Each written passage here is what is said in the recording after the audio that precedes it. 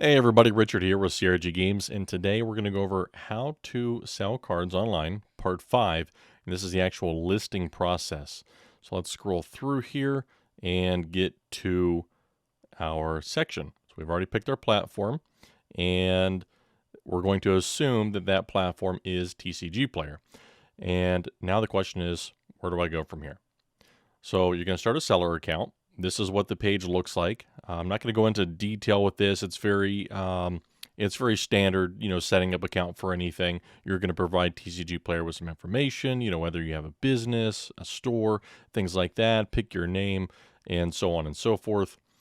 And once you get all set up, this page was taken a while, or picture was taken a while back, but once you get set up, this is where your home is basically going to be. This is your dashboard. So it's going to provide some information at a glance, and it could look a little bit different today than what it does in these photos, but everything is still pretty much exactly the same with what you're going to do and with what it looks like. So let's look at what we have on here. On the left, we have our help files. I've honestly rarely ever used those, but every once in a while they do come in handy. Feedback here in the middle is going to give you an at-a-glance idea of how you're doing. And it does update, like it says, once a day. So you'll notice that you could go all day, sell a bunch of cards, but you'll actually start getting your feedback updates the following day. On the right, you've got your seller level. You've got your total cards or products in your inventory, and then that inventory status. And you can activate or deactivate your inventory by hitting that edit button. Now below that, you've got a couple little quick links, adding items, reviewing prices, setting rates, things like that. And then on top, you've got your navigation bar. Now, you may not have all of these things starting out because when you start with level 1, you're not going to have TCGPlayer Pro. You may not have Direct. You have to sign up for that. And I believe you will have buy list, but you may not have buy list. That may come later. And then you can submit feedback to TCGPlayer if you've got things that you want to tell them. So to list your cards, what you're going to do is you're going to go to your inventory tab, and you're going to first find the product that you want to list. So in this case, I want to list a lightning bolt. So I'm going to type in lightning bolt there, and you want to hit all listings, product line, put in your product line, your set, and then your either rarity or product type. You don't have to put in those. Generally, I only put lightning bolt, magic, jumpstart, and then that'll find the one I want.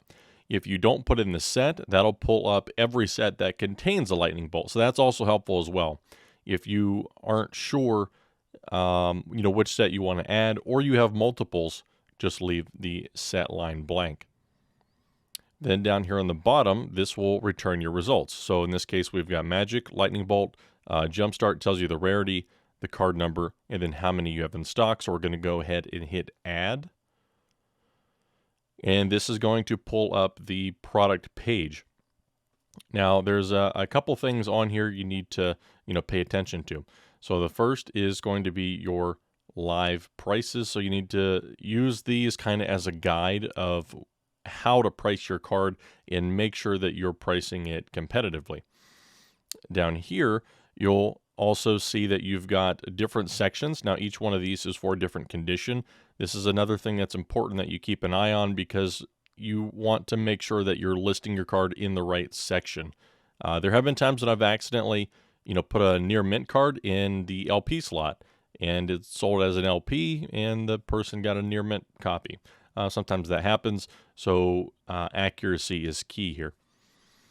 So what you're going to do is you're going to put your price that you want this card to be listed for out on the open market. And if you just want to match one of these listings here, you can go ahead and click that. It'll automatically fill this in, and then you need to put in the total quantity. If you have a pro store, you'll see my store here, and then you can reserve a certain quantity. So let's say you had 5 of these, and you wanted to reserve 2 of them for your store. What you would do is put in your market price that you want everybody else to see on the market. You would put in the reserve quantity, 2. You would put in your price that you want the patrons to your pro store to be able to see. And usually this is going to be a little bit lower because you're not paying all the fees. And then you'll put in the total quantity. So let's say you had 5. So what that'll be is you'll see the number 3 right here because you have 3 in the open market and you have 2 reserved for your store with a total quantity of 5. And then once you're done, you will hit save. Now there's one other thing you can do here. You can add a listing with a photo. What I would recommend using that for is if you have a copy that is excessively damaged or it's miscut, maybe it's crimped, any situations like that, use the add listing with photo. That's going to make sure that the buyers can get a good look at the card and they're not surprised when they actually get it. Or if it's a sealed card, you might want to list it with a photo because those can command higher prices and you need to let people know that it's a sealed card. So next, you can also list cards by spreadsheet. This method is going to be for usually one-offs, but once you start getting a lot of cards together, you're going to want to list those with a spreadsheet. So what you're going to do is you're going to go to the pricing tab. You're going to export a filtered CSV, and you're going to, in here, you're going to put in all your metrics. So we want Jumpstart, we want only near mint. Let's say we just opened a box of Jumpstart and we want to list them. All the rarities, all in English, and all printings. I always check do not compare against price. I don't know if you have to or not, but I would just check that box. Export only from live inventory. You don't need to hit that at the moment because you haven't listed anything. And then you can hit exclude listings with photos because usually those are unique cards, like previously mentioned. So after you've got everything in there, you're going to hit export filtered CSV. And then you're going to open up the spreadsheet, and it's going to look something like this. On the left-hand side, you're going to have all your TCGPlayer IDs. These are the unique ID numbers for each card. You got your product line, your set name, product name. Title is for unique cards. So let's say you listed a card with a photo, and you put the title in there. That'll show up in title. You got card number, rarity, condition, and then TCG market price, direct low, low price, low. This is actually low price with shipping right here. And then you've got low price, total quantity, add to quantity, and TCGPlayer market price. And then you've got your store stuff on the side. So after you find the card that you want to list, in this case, we want to list a lightning bolt. You're going to navigate over to add to quantity. You're going to put in your quantity. And then the TCGPlayer market price, you need to have a number in there. You cannot import this spreadsheet into your inventory if you don't have a market price. And if you have a store price, you have to enter a price in there as well, even if you don't plan on adding any reserved cards for your pro store. So what you'll do in that case is add 1. Let's say we wanted to set our price to TCGPlayer low at $1.39, so you would put in $1.39 in there. And then in my store reserved quantity, you can just go ahead and leave it blank. But then in my store price, you would put whatever you want in that case. So $1.39 just as a placeholder, and then go ahead and save it. Don't change anything else, just save it. And you have to save it as a CSV. Do not change the file type. So what you're going to do, you're going to see this pop up. It may be lost if you save it as a CSV. So that means if you set up if you set up this as a table and you have sorting turned on, that will not stay if you save it as a CSV. If you did that and you saved it and you open it back up, all that would be gone. So basically it's just going to be the numbers. That's, keep it that way. If you want to export a spreadsheet as a Microsoft Excel workbook, you can do that. Save it separate because you cannot upload that. All right, so then you're going to go back into your dashboard. You're going to go to inventory. You're going to go to import to staged. Choose the file that you just saved. I always save it in my downloaded folder. because I'll do multiple of those, and I don't ever access them afterwards. And then you're going to verify that the cards that appear in the staged inventory are correct. And once you look at those, you need to make sure that the right quantity is in there, the right price is in there. You hit move to live. Now, you may occasionally encounter an issue where a card does not get imported. What you need to do is you need to go back to your spreadsheet and make sure all your TCGPlayer IDs look correct. They should all be just a solid number like this. And make sure that you have a quantity, a price, and a store price as well, if you have store activated. If you don't worry about it. And move it to live. There you go. You have now listed your first card. It's actually that simple. What you'll find that you're going to be doing most of the time is this method right here. The way I do it is I'll get new product in. So let's say I open a case of Dominaria United or the Brothers War. I'm going to go through. I'm going to follow all the steps in this guide. I'm going to sort the cards first alphabetically. I'm going to put those in my box. They're going to have all the dividers. And then I'm going to pull up this spreadsheet. I'm going to export it first. I'm going to put in all my metrics in here. So it's going to be set name, Brothers War, conditions, near mint, because they should all be near mint, rarities, languages, printings, all that stuff. I'm going to pop open the spreadsheet, and I am going to sort the spreadsheet by alphabetical order.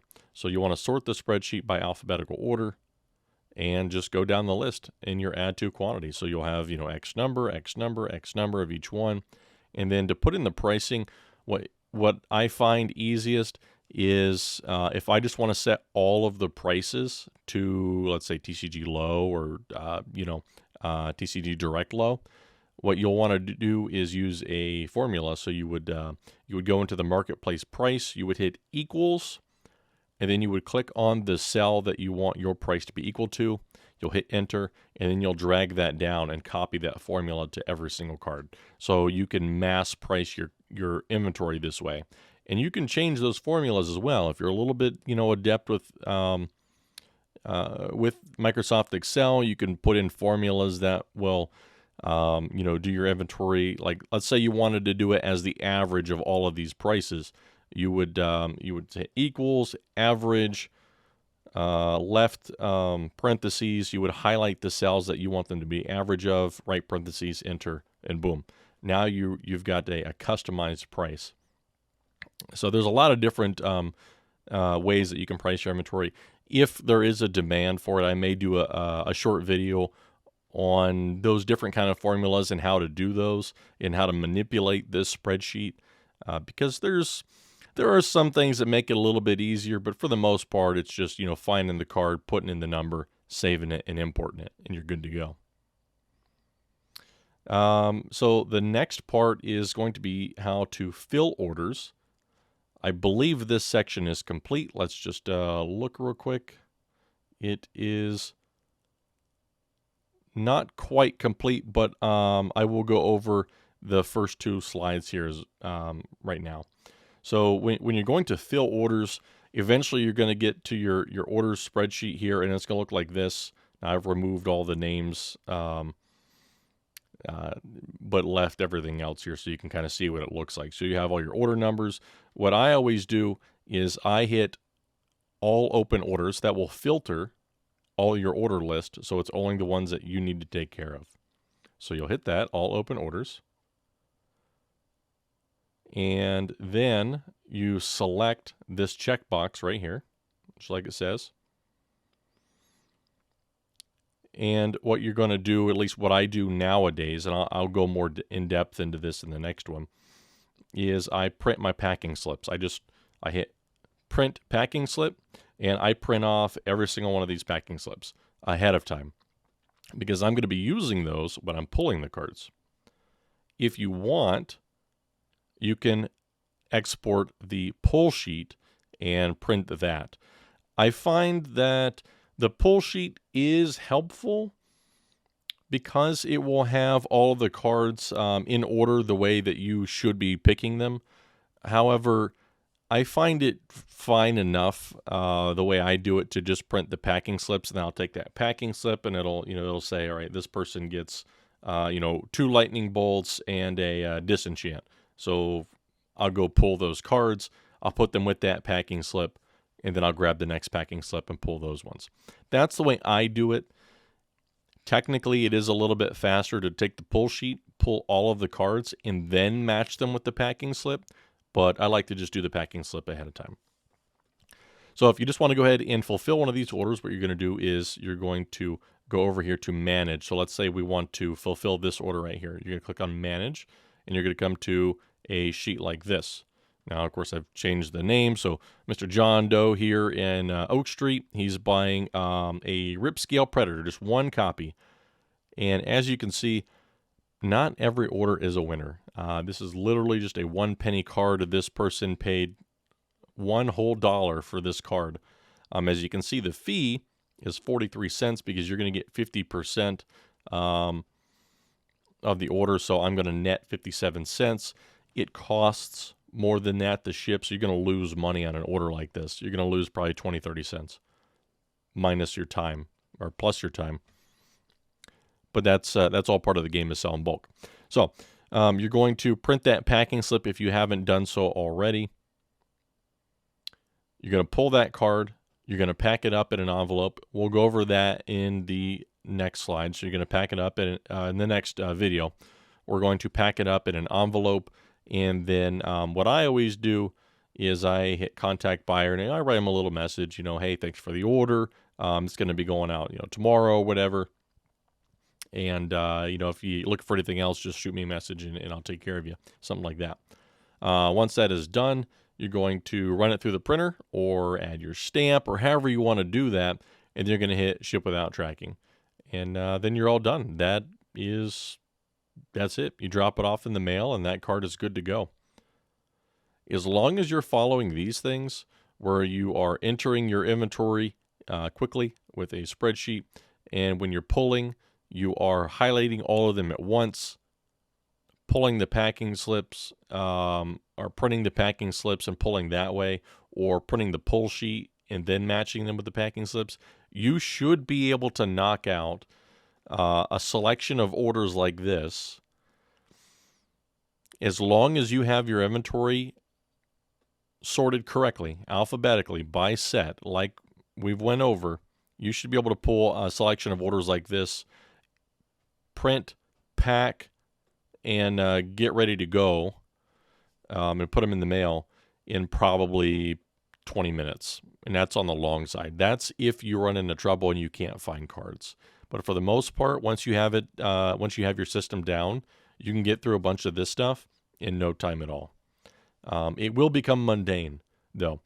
Every time you pack up one of these 1 penny cards and you know that you're losing money, you're going to get a little bit of discouragement, but you just keep doing it. Because then you get stuff like this. This guy who got a $6.37 card, and maybe that card cost you $1 or you got it for free. That's where you're going to be making your money. This dollar card here, 56 cents, $3. These are the ones that are going to pay for everything else. So don't worry about the 1 penny cards.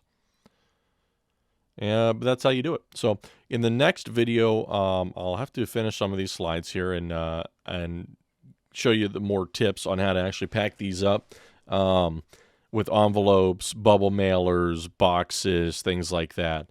Because that part can get a little bit, it's easy, but it can be complicated because there's like a million different ways to skin a cat, right?